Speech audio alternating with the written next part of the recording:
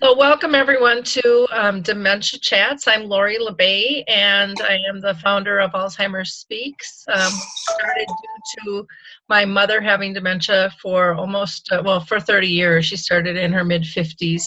And just feeling the need for more communication and for the voice of those diagnosed to get raised, because they're so filled with great insight. So Dementia Chats is a panel of experts. We have a very informal conversation, and we just kind of walk down whatever path we're led at the time. And we talk to those living with the disease and getting insights from them. So I'm going to let everybody introduce themselves. And Paulan, if you wouldn't mind going first. Sure. My name is Paulan Gordon. I'm in Cincinnati. I was diagnosed with vascular dementia about 4 years ago at age 57, and really didn't have any insight into that at all, but so it became. And I try to take every advantage that I can to advocate for the people with dementia through support groups and through some other methods. Okay, great. And Brian, do you want to go ahead and introduce yourself? My name is Brian LeBlanc. I was diagnosed in October of 2014 with early onset Alzheimer's. And I've been trying to live as well as I possibly can with the disease and learning as I go. And I'm a very passionate advocate, using every method that I possibly can to share awareness as well as education. Okay, great. Laurie, you want to introduce yourself?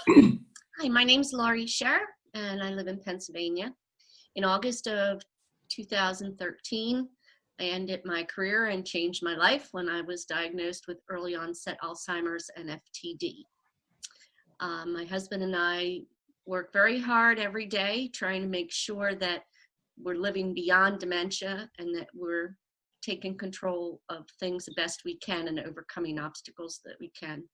I also am a big believer in advocating to make people aware of FTD, which is not very well known, and Alzheimer's, and how you can live beyond dementia and live a happy and fulfilled life. Great, thank you, Mary. And Michael, you want to introduce yourself? My name is Michael Ellenbogen. I was diagnosed with Alzheimer's at age 58 after struggling for 10 years to get a diagnosis.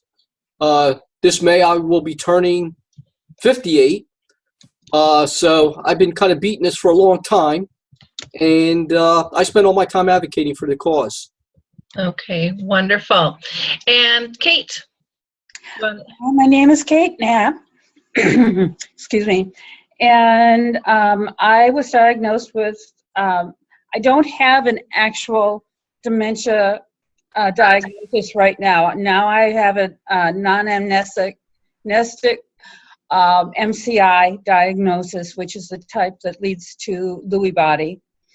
I was my mother's caregiver while she went through Lewy body. And I see myself progressing or regressing, however you want to put it, every day. I had a recent experience that really brought things home to me, and so things are getting scary. Okay, great. Thank you for sharing. And Eilon, you want to let people know your role here, who you are? Hi, my name is Eilon Caspi. I'm a gerontologist and a dementia behavior specialist with Dementia Behavior Consulting here in Minnesota. Two of my grandmothers had cognitive impairment and dementia before they passed away. I'm 22 years in the aging field, and I am learning every day. And I think that this is a fabulous platform. So I'm helping Laurie behind the scenes mostly, or now with the new platform, maybe with everyone along with the video, to learn from your lived experience. You're the real teachers, and to share some of the things I learned along the way with others. Okay, great. Thank you. And I want to let you know that this format, our experts again that we have on our panel today are Brian, Paulan, Laurie, Michael, and Kate. And again, myself and Eilon will just facilitate the conversation here. We thought we'd start out with a couple of different topics. One, we're going to talk about denial, and the second one, we're going to talk about sacrifice itself.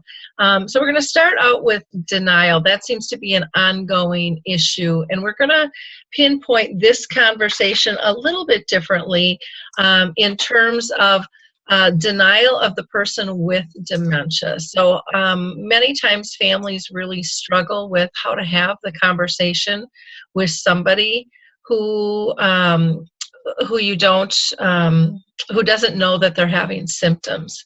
And so with that, I'm going to go ahead and throw it to Paulan first and talk about your specific situation, and or if you yourself have seen or heard from others struggling with this problem of addressing denial and getting diagnosed. Well, I had no insight into my problem that I might have dementia. I had lapses in memory and I was doing some things, but I just thought they were senior moments that everybody had and that was normal. It wasn't until my daughter one day, I guess she sat down and wrote down every time I repeated myself, every time I went into another room and came back and said, what did I go in there for? She wrote down every instance of this kept track of it on a piece of paper. So when this was all done, she showed me the piece of paper and I was shocked. She had 4 pages worth that had covered a period of a 2-hour time span. So I was very shocked, but I was open. The way she presented it to me was in a very loving way and very specific examples, and that approach worked for me.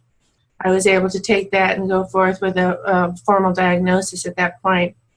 I had recently been talking to some different people on a dementia course I've recently took, and when I explained that that's how I was diagnosed, I got a lot of feedback from care partners saying, how do we approach our spouse, or how do we approach our loved ones? They are in denial, and we've tried to tell them that they need help, but they get very upset and frustrated and angry with me. And what is the best way to deal with this situation? Wonderful. So my only comments on that would be that I would suggest that you do it in a very loving manner, not be confrontational at all, and that you give very specific examples instead of saying, well, you always do this, or you always do that. I think it needs to be very specific for somebody to really accept it. Mm-hmm. Okay. Now, Laurie, do you have any comments in terms of denial? And I know when we were talking earlier, you had come up with some good questions of, why bother, getting diagnosed? What's it really going to do? And I think that's an issue that many people struggle with. Is it going to do more harm than good? Do you want to talk to that? Yeah,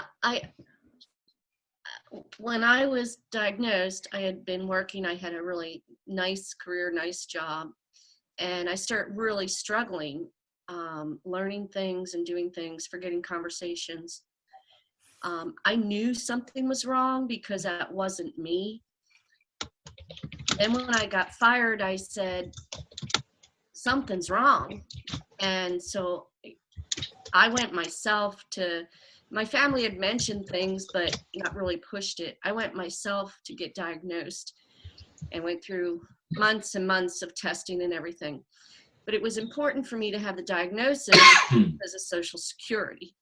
And if you are too young to automatically collect Social Security, you need to have the disability insurance.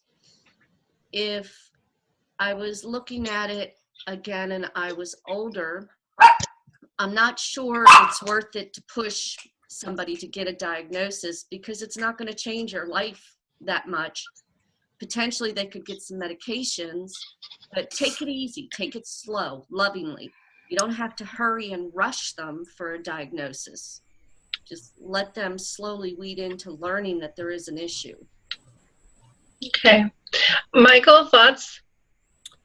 Well, I can't really speak about denial because I don't think I ever went through that. For me, it was more about knowing it was an issue and trying to get a handle on what the problem was. Now, I have spoken to many who have gone through that stage and are in denial, and it's sad when people do that because, in my opinion, they're missing out on a great opportunity to be able to really enjoy life and do what's most important at this time. Because if you continuously stay in denial, unfortunately, you miss an opportunity to engage and do something meaningful before the disease takes over. So I think it's extremely important for people to get past that stage as quickly as possible. I mean, I can tell you there are some people that I've had to kind of kick in the ass to get them out of that mode and to tell them, hey, look, the worst that can happen is you don't have Alzheimer's or some other form of dementia, and you just wasted the last 2 or 3 years having a great time.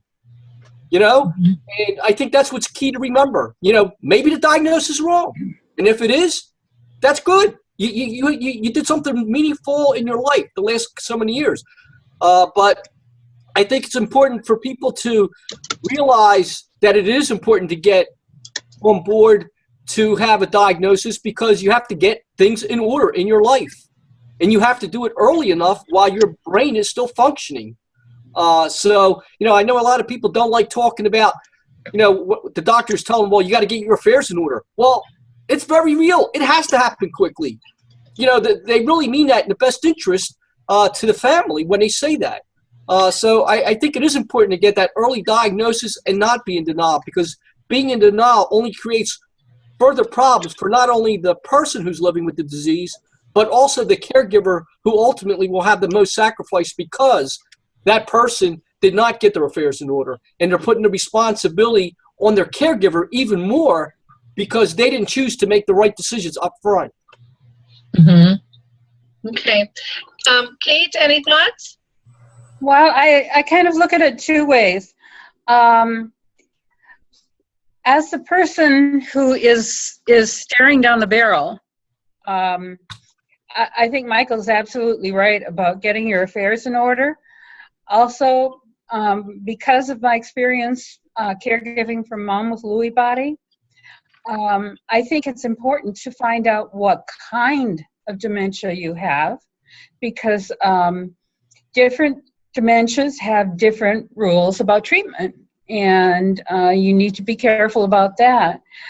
Also, dealing with different dementias can be, there are little tricks and things that you need to take care of. But I think it's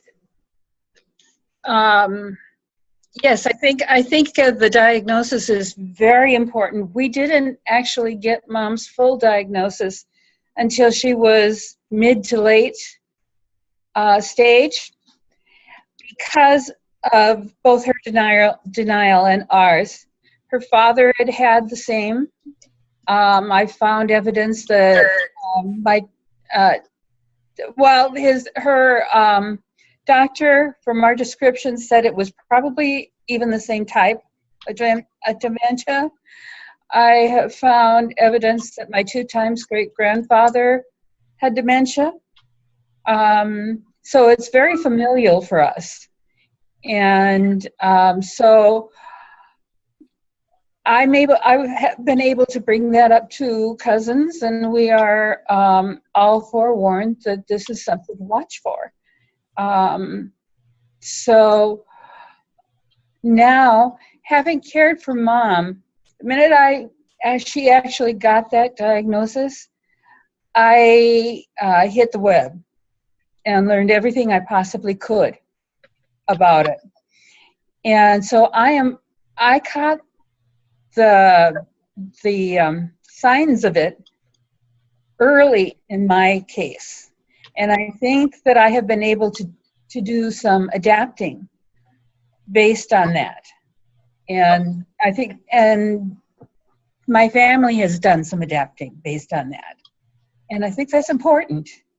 Okay, so and I would agree that you know, if you know what you're dealing with, it is a little bit easier to adapt or to find resources for support as well on that. Brian, how about your thoughts with denial? Is that something that you personally went through in terms of denying symptoms? Well, in my case, I guess I was unaware of things that I was going through, because I was getting lost a lot when I was driving. And when I came home one evening and I walked into my living room, my wife and my daughter were sitting there, and I call it the Inquisition, because that's what I felt like. And they said, you know, we need to talk. And my wife asked me, she said, now, you know, you got lost today, right? And I said, yeah. And she says, do you remember how many times before this it had happened? And I said, well, no, I thought today was the only day. Well, she proceeded to tell me that it happened, you know, at least a dozen times previously. Like Kate was saying, I'm fourth generation of having this disease in my family. And in the back of your mind, when people say that to you, you just automatically jump to the conclusion that, oh boy, okay, I'm the one. You know, I'm one of 5 children in my family, and I'm the youngest, and I'm the only one that has shown the signs of having the disease. And so I think, you know, getting the diagnosis is important because of the fact, and I didn't put up any resistance, because I knew I wanted to get checked just to have the knowledge that there was really something wrong with me. But once you do get that, then, you know, like it was said previously, getting your affairs in order is very important, because you don't know how fast this is going to progress, especially when you have early onset. You know, sometimes it progresses very quickly, and you just have to take precautions. Also, having a diagnosis does allow you then to be in that, you know, I haven't worked since 2013. And having Social Security disability to help with medical expenses and so forth helps enormously. And, you know, that's something that comes with your diagnosis. So I think trying to make someone get diagnosed, that's difficult. But I can't remember, I think it was Paulan that said if it's said in a nice way instead of an accusatory way, or, you know, saying, you know, you did this and you did that, just very nicely put it to the person that did you realize, or did you know, and get into a conversation about it. It makes it a little bit easier then, at least it was in my case, to go ahead with the diagnosis. And I'm glad I did, because it gives everyone that, not peace of mind, but at least we know what's going on. Mm-hmm. Okay, great. Go ahead, Kate. I think that's a good point, Brian. And I think that's probably what the reason I actually went and had the tests and such is I just wanted to know where it was, where I stood. And in talking with my neurologist at the time, he said, good, we'll have a baseline if nothing else. So, and I've encouraged a lot of people who are just fine to go get a baseline. that, if you know where you stand now, you've got a lot to go on. Great. Mary, I'm going to have you go ahead and introduce yourself, if you'd like, and also answer that question about denial. Okay. My name is Mary Reed. I was diagnosed 5 years ago. I lost my job as a nurse. I've been a nurse since 1980. And all of a sudden, I just kept forgetting about what injections to give the children, certain procedures. And I'd get laughed at, yelled at, and called stupid every day. And they finally just fired me. So I had no choice. I went to the doctor then, my family doctor, and they did a mini test, and she referred me to a neurologist. And after several hours of memory testing and an MRI and a PET scan, that's when I was diagnosed with young onset Alzheimer's. So I wasn't in denial. I knew something was wrong because of what was happening at work. And of course, the more you got upset, then the more nervous you got, and then the more mistakes you made. But I think it's important to have a diagnosis early and start the medication and get everything and all your affairs set. Well, and it's, it's just so sad what you went through at work, being laughed at and told you're stupid, which is really, really sad, especially in a hospital, or a medical setting. Right. Ooh, but that is very common. I mean, I hear that a lot, and I'm sure the rest of you do too. People, they just don't understand, there's a large amount of ignorance when it comes to this and how they're treating others. This is serious stuff, and it isn't something to be joked about or put somebody else down. These are serious things, and that's something I think that so needs to change. And especially, I've been working there for over a year, and all of a sudden, if I'm writing the doctor's name wrong, I didn't remember how to spell the doctor's name. There's a problem. There's something going on, but they didn't consider that. Yeah. Laurie, I'll go to you. I'm listening to everybody talking, and I'm thinking of myself. I knew there was problems, and I'd say, "Oh, I'm having a brain fart." All right, not the best word maybe, but it worked. If somebody had tried to tell me at that point that I had a problem, I don't think they would not have gotten through to me. I don't think I would have believed it. Because I blamed it on stress. I blamed it on just aging. Change of life. I had everything that I could blame it on. I don't think anybody could have convinced me otherwise. It wasn't until something changed in my life that I said, yo, this is not right. So I'm glad nobody had to try and convince me, because they would have had a tough time. I had enough excuses for it. Yeah, it is just a very fine line in terms of having that conversation and when it's appropriate and when it's not. Because there are a lot of people I've heard from that, no matter what a family tries to do, the conversation just is not approachable. And I think anytime something isn't approachable, from my experience anyways, it's usually because it's wrapped in fear. Fear of what's going to happen next. And what I heard from all of you today was some of the benefits of getting diagnosed. And I think if people can you okay there, Michael? Some of the benefits of getting diagnosed. One would be the possibility of supplemental income through Social Security or disability insurance.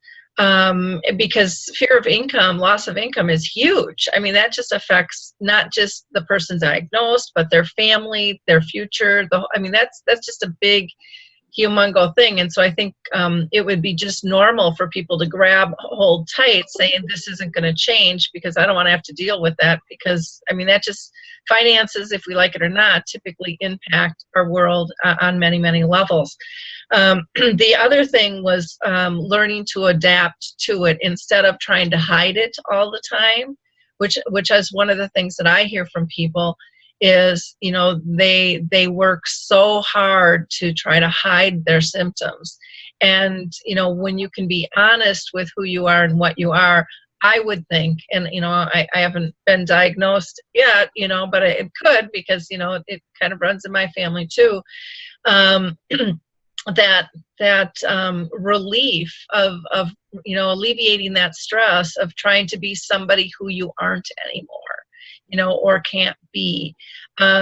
The other things that I heard was, Michael, you had said it gives you time to get your affairs in order so that your life rolls out the way you want it to, not the way somebody else does, that you're still able to speak on your own behalf. I think one of the things that hits me the hardest is that I look at all of you, and nobody mentioned this, but it allows you to become an advocate for something that you're passionate about and want to make a difference. And I think that I'll get to you. Comes from being socially connected to different types of support groups, getting educated, and wanting to help the next guy, you know, make their life better than what yours is right now. And you guys are out changing the world. I mean, you guys are having a huge impact. I mean, you know, a few of you were in Washington. Many of you are advocating on so many different levels. You should really be proud of the impact that you're having to change. And with all of our lives, dementia or not, you know, none of us are going to sit on the same path our whole life. Things change. You know, we get married, we get divorced, we have kids, we have different roles, and this, you know, sadly to say, is one of your assigned roles with dementia. But you have a right to make that as positive as possible, and I think you're all doing that, again, through your advocating, through your education, through staying socially connected, and creating different types of supports. And then the other was learning to adapt, you know, with yourself, with your partners, with your family, with your friends, because our lives are constantly adapting to new situations. This is a different twist that none of us say, hey, sign me up for this one. You know, I haven't heard of anybody say that yet, but you guys are doing a brilliant job. So I think there are a lot of positives, though I understand, Laurie, where you were coming from, is like, what's really the point, what's really going to change, because there's not a specific medicine that for sure works, though medicine is an option to maybe be able to slow it down, you know, and how is it going to impact the rest of your life. So I'm going to throw it to Laurie first, just because she was the only one that really stated that she wasn't sure what the benefit was of this process. So Laurie, any comments? I think it's important to be diagnosed and as early as possible. I'm not sure how important it is to push somebody to diagnose right away, because I think they need time to realize there is an issue for them, perhaps. Mm-hmm. The benefit of having the diagnosis is, once you know, I always said, you know, the hardest part is not knowing. When my mother had cancer, the hardest part was always waiting for those reports to come back to see if it had advanced or what had happened. So the hardest part is not knowing. Once you know, then you can deal with near about anything. And getting your affairs in order, oh, absolutely. In fact, when I was diagnosed, the doctor said, you have early onset Alzheimer's and FTD. You need to get your affairs in order and apply for disability. That's exactly how he put it. I thought I'd be dead in a week, you know. Mm-hmm. But it is important, because you realize things like, I need to get a living will. I need to get my medical things together. I need to get my will together. Mm-hmm. And that's real important that you do that, and you do it soon. Also, that you go through an elder care attorney. because they understand the things that need to be done better than a regular attorney. So that's important in my opinion. Mm-hmm. Great. Kate, I'm going to go to you and then to Brian. Okay. First of all, I'd like to follow up on something Mary said about people saying that she was stupid as she was making mistakes and that sort of thing. And the important thing to remember is if you don't know that there's something wrong, how is anybody else going to know that there's something wrong? And so that's it's important for you to find out. My mother used to go around saying she was so dumb, and I caught myself saying that, and that's a big deal. Okay, so okay, I've totally forgotten what we were talking about. We were just talking about kind of the summary of people's thoughts in terms of denial. Okay. Yeah. My family, I have had a problem with denial and I didn't even know it. Last year I went to the advocacy thing in DC and I was fine. I felt I didn't need a caregiver, but I didn't realize how much it worried the rest of the group. And so I was pushed around in a wheelchair. I felt kind of silly, but that was the only way I was keeping up. And everybody was worried about me. So this year, I realized my sister had never been to DC. I didn't go on the advocacy thing because I was kind of hurt that I was told I needed somebody to go with me. And my sister and I did a real quick trip out to DC and back. And you know what? They were right. My sister and I came back, and my sister said to me, "You can't travel alone anymore. You just can't do it." And gosh, it hurts. It hurts to kind of not be able to deny anymore. For me, it was a lot. It was more not so much a loss of intelligence or ability. It was a loss of adulthood. Okay. Michael, I'm going to go to Brian first, and then I'll come back to you. Brian, I know it's been a while. It's okay. You brought up a good point about being an advocate, because first of all, when we went to the advocacy forum last week, Mary and I are both active members of the National Early Stage Advisory Group, and Michael is an alumni member of that group. And we were, for the first time, they give out an award every year for Advocate of the Year. And this year, they awarded it to the Early Stage Advisory Group for our advocacy efforts. Because, we kind of go all around the country, talking to people, because that's what we do. We advise, we do a lot of conferences and so forth. But that brings up the diagnosis, is that part of being on the advisory group, you have to have a diagnosis of having a dementia-related illness.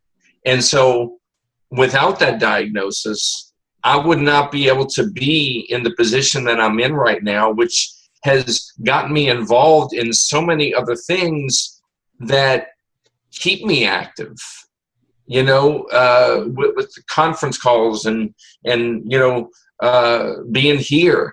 I would have known about this if I was not diagnosed, because I wouldn't be involved in anything like this. Mm-hmm. I wouldn't know a lot of these people. I know the diagnosis is kind of like a punch in the gut. I always refer to it as a boxing match when you get knocked down to the mat, you know.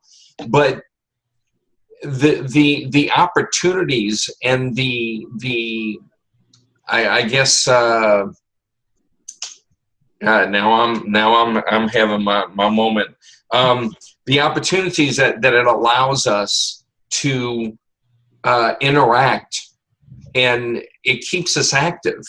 And an active mind is so important with people like us, in that it keeps you engaged, and it keeps you not, you may not remember everything that you engage in, and you may not remember everything that you learned the day before, but if you keep learning on a daily basis, something may stick.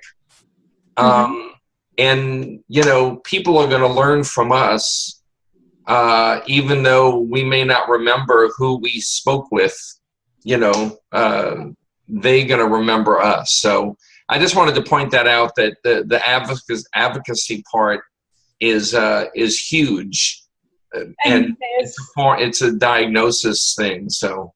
And there's a very short window that we have to get our point across, because there will come a time in a few years where we may not be able to be as articulate as we are now.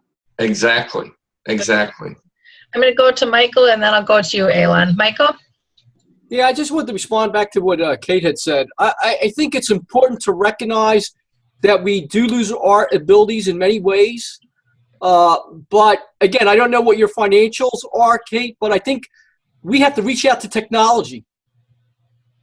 I'm a firm believer that there's a way around many of the things that we struggle with, that it's much easier to say for us not to travel or not to do things because they're afraid something's going to happen to us. But I also think it's important to figure out ways to allow us to continue daily activities by utilizing technology through the forms of GPS today. I mean, you can have a watch on you that you can immediately, your care partner, whoever you're dealing with, can talk to you by just going like this to mean you're out of a zone that they created for you. That, you know, if you're lost. So I want to encourage people to take advantage of that technology and to still do the things they want to do, and to understand there are risks with those things, but you're only a moments away from help if you need it, because it's that quick. You know, I don't carry a cell phone. I don't own a cell phone, but I can tell you, I know in another year, I will probably need to invest into one of those if I wanted to continue to be able to go out there and still do what I'm doing. I know I'm going to get lost, but I also know that there's going to be good people out there to help me and guide me as I get lost. And there's resources all around me that I can reach out to. So I think it's important to arm ourselves with information on ourselves, a bracelet with a number that people can reach out when we get in those kind of situations, but we should continue to fight on to take those risks. I agree with you completely. I'm going to go to Eilon, and then Laurie, I'll go to you next. Eilon? Well, so there's a few things. First of all, you guys know better than anyone else that there's tons of fear and stigma out there about dementia. When I interviewed 100 family members caring or helping people with dementia in Israel many years ago, I just came as a master's student to interview them about their perceptions of the disease and how they cope, etc.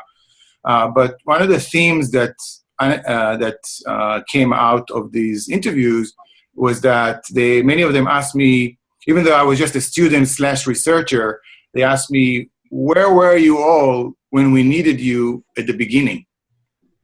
And they said we had tremendous challenges, emotional and behavioral and functional, etc. And they didn't know about the existence of the Alzheimer Association. They didn't know how to connect with.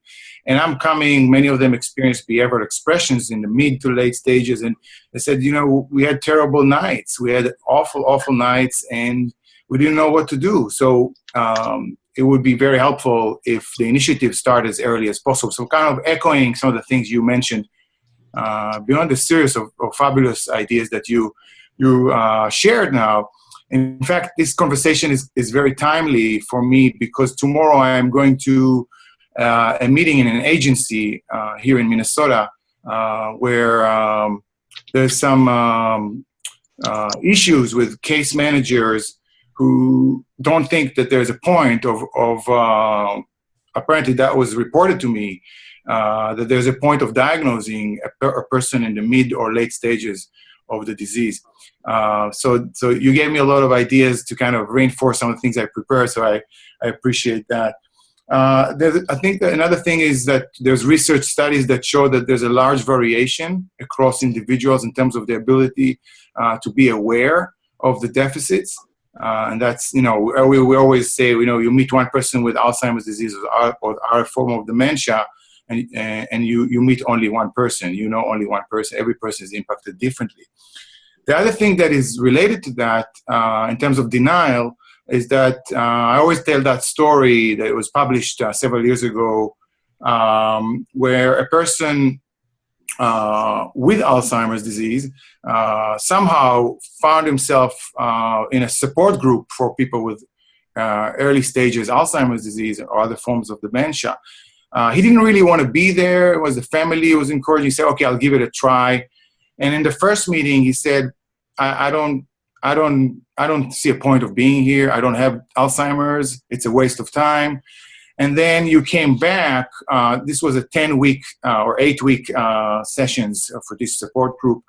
And then at week 6, the researchers came back, and he said, I have Alzheimer's disease, and I have a lot of challenges, and this is the best thing I've done for myself. And what was the key there? The key that was reported in that study was that it was the warmth of the peers, the support, accepting him the way he is as a human being, and sharing their struggles enabled him to come out. That's actually the title of the article, that he came out with Alzheimer's because he felt comfortable. He wasn't felt threatened. He wasn't confronted. In his pace, he decided when he's ready to come out. So kind of echoing some of the things you mentioned earlier. And in many ways, this is exactly what you're doing in general and right now. Other people with dementia who watch this, or maybe not out of the closet, if you will, or afraid of coming out, maybe get the courage and the inspiration and the motivation to actually share more about their concerns about themselves. So I think it has tremendous value, what's happening right now in this conversation. There's a lot of work that needs to be done with physicians. There's studies that show that physicians don't see a point of diagnosing, and there's different reasons for that. There's an excellent study that I won't get into detail. They did 18 focus groups with like over 80 physicians, kind of trying to understand how they perceive the importance of diagnosis, et cetera, et cetera. So a lot of work to be done, but I think this is one great platform to raise awareness of why is it so important to do it early, but to do it respectfully, and as you said earlier, some of you, to do it slowly in the person's space and lovingly. Laurie, did you have a comment you wanted to add? I did. I want to talk first about the technology. And I also agree with Michael. When we realize there's a problem, even if we're not diagnosed yet, when we realize there's a problem, technology can be our best friend.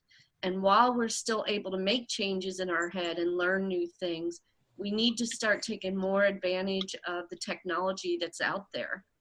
I had a Mac, and then I ended up getting an iPad so that I could carry it with me. I now have a Mac, an iPad, and an iPhone. All three are tied to each other. So anytime I need somebody's address, phone number, it's all synced, it's all together. If somebody changes their address, I change it one time and it changes everywhere. Somebody changes a phone number, it changes everywhere. That in itself saved me so much mental hassle because I'd find the phone was programmed one way and the computer was programmed another. That technology, just things like that are available for us, are just so essential that we use. My iPad has alarms on it.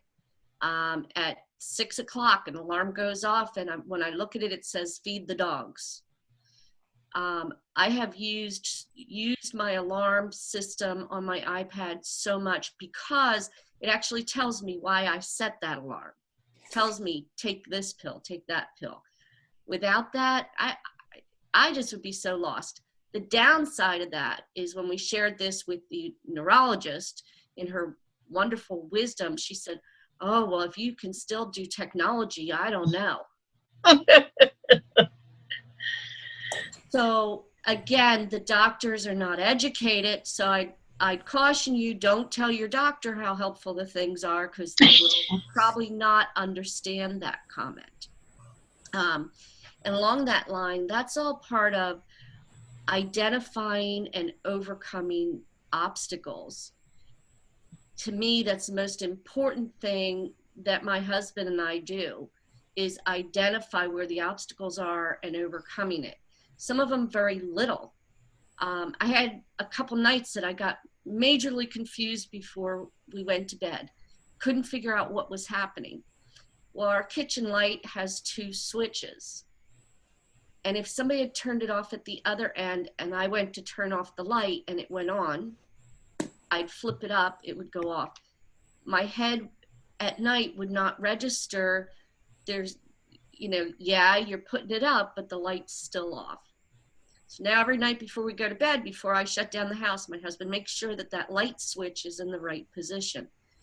If you take the time to identify what some of the things are that cause you to mentally go off, and then overcome that obstacle, boy, it makes life so much easier.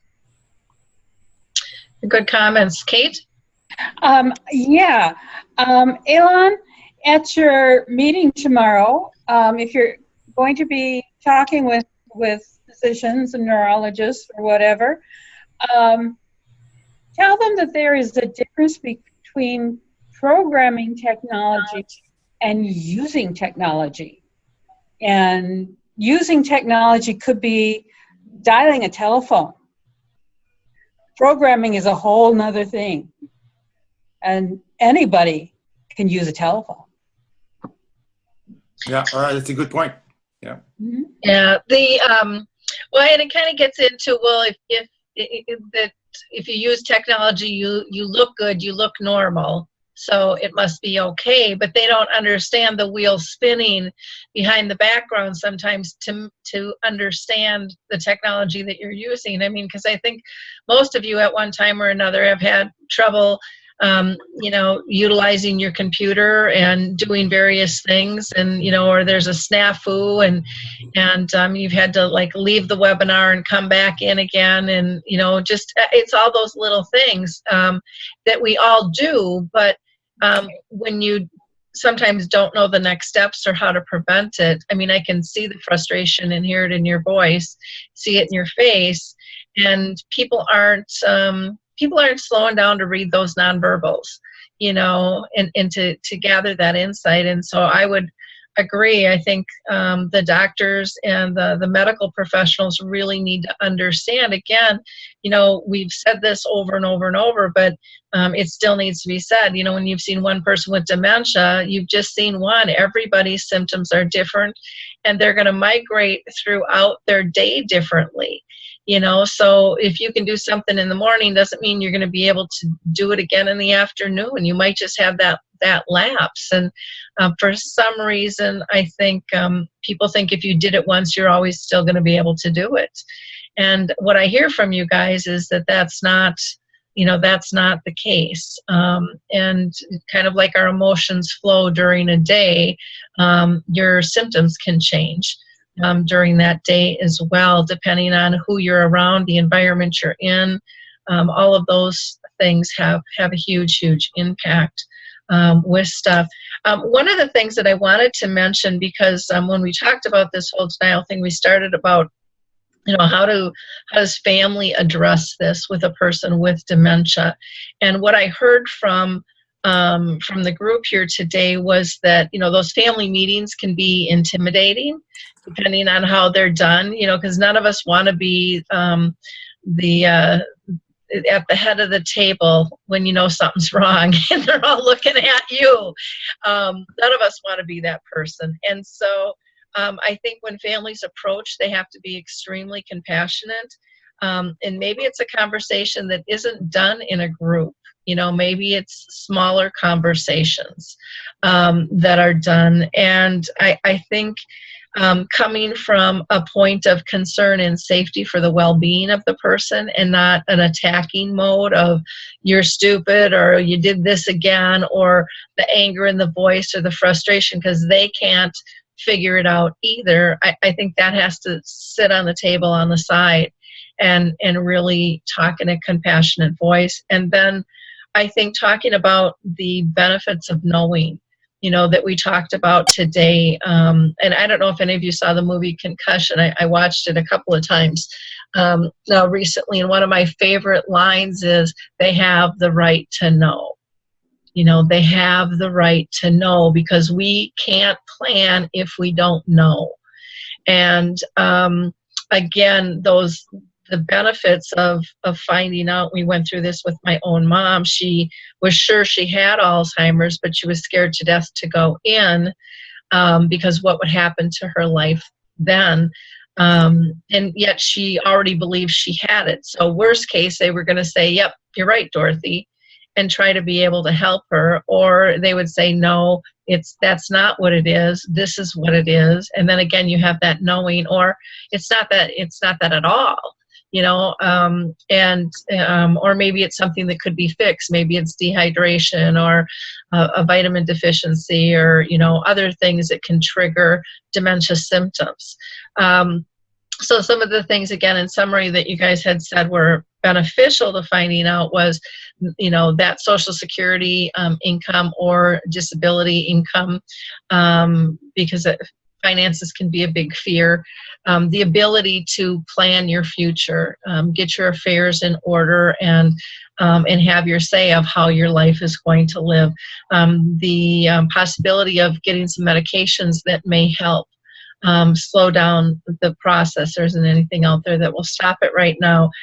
The ability to get more educated regarding the disease as a whole and find social support either in person or online, which then typically moves people into that advocacy role where you guys are, where you find purpose again. Because I think anytime there's a chronic illness, I think it's normal for people to feel a loss of purpose, a loss of self.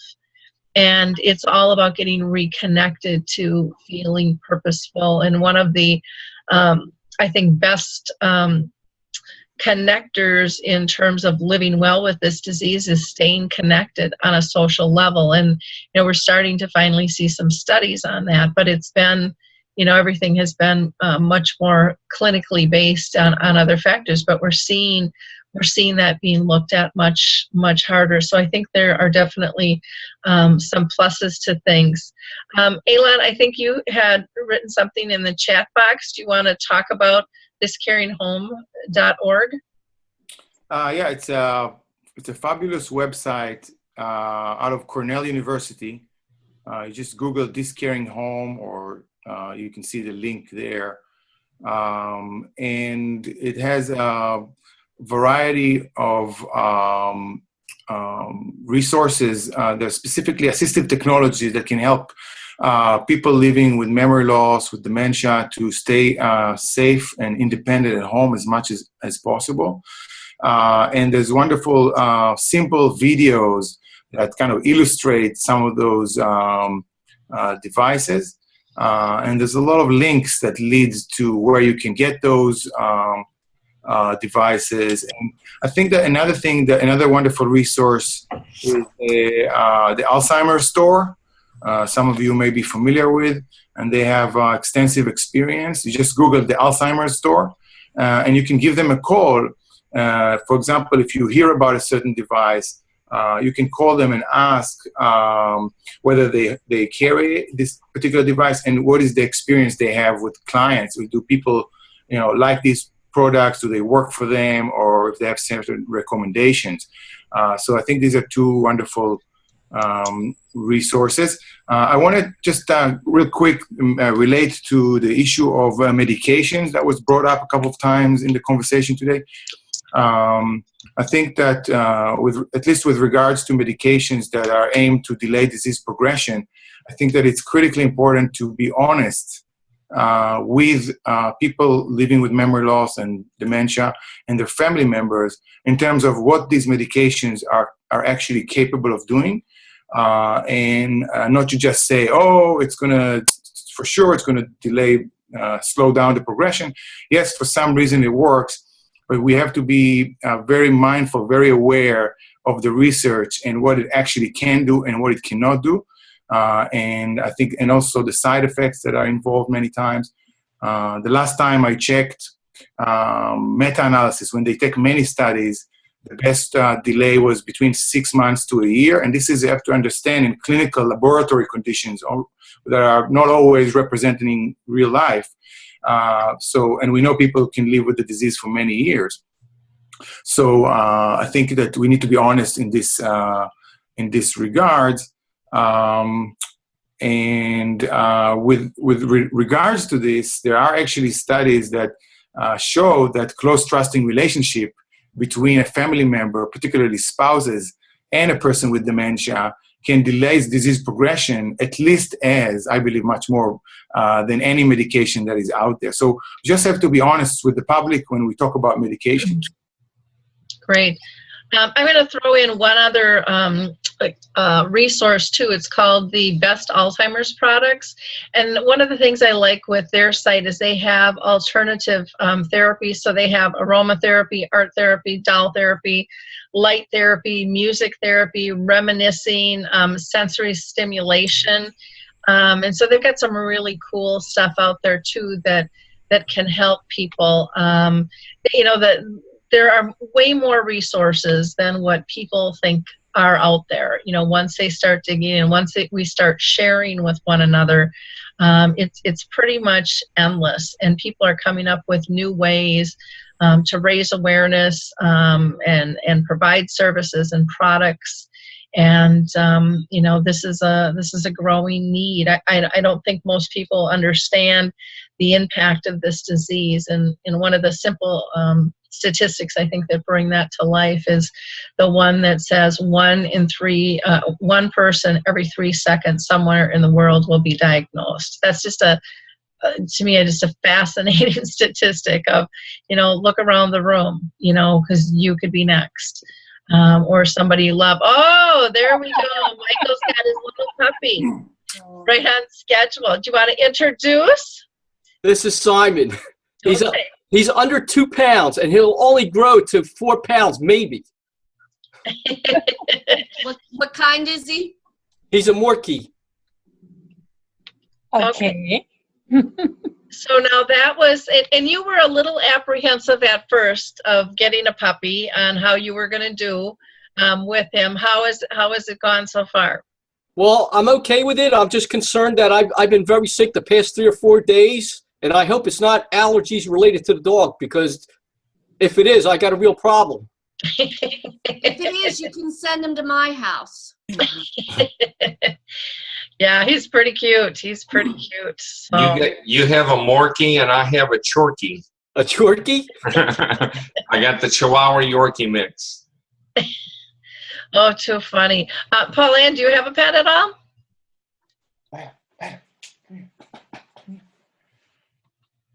Oh, we can't hear you. You're on mute, Paulan. Yes, I have a little pit bull that I'm taking care of. She's actually 7 years old, but she's the most affectionate dog I've ever seen. And she keeps me on my toes. Okay, and we can see Eilon's dog there. And you want to introduce your puppy? Yes, this is Lila. Lila? Okay. Okay. She's very sweet, and we have a 14-month baby that I wish I could present her to you, but she's taking a nap right now. Okay.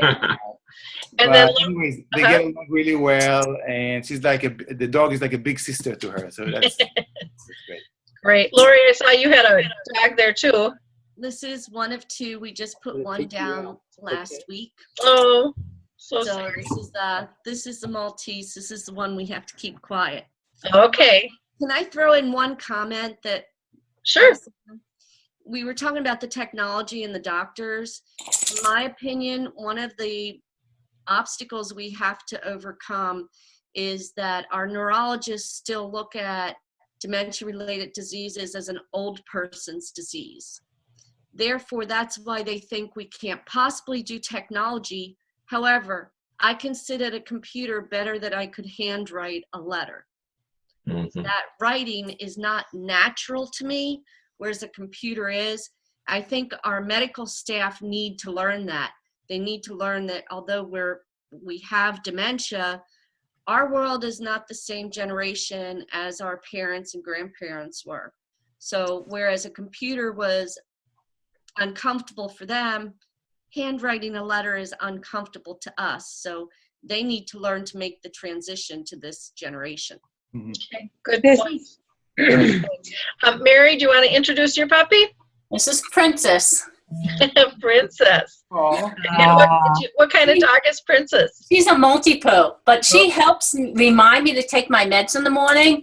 She sleeps in bed with me at night. So in the morning, she'll run the medicine bottle out to the kitchen to tell me to take my meds. That's cool. Oh, wow. Wow. Yeah, she was my service dog in the store until someone smacked her in the face in Walmart. So now she's deathly afraid of people. Oh, So she helps me at home. well, that's good. Yeah. Kate, do you have a pet? What I was going to say in response to Laurie, oh, yes, well, I kind of do. I can't have it. I live in an apartment, and I can't have him here because he's kind of big. He's my sister's dog. He's a Chow Pei. He's a Chow with the little Shar-Pei ears. And he is the cutest little devil. And, but I can't show him to you because he's at home. So, but what I was going to say to Laurie is a lot of people don't realize that a lot of us have grown up in technology, have used it from the beginning of our career and have developed along with that technology. The other thing is when you combine some of our illnesses, I have essential tremor. I can maybe get in 2 minutes of legible writing, and that's about it. Okay.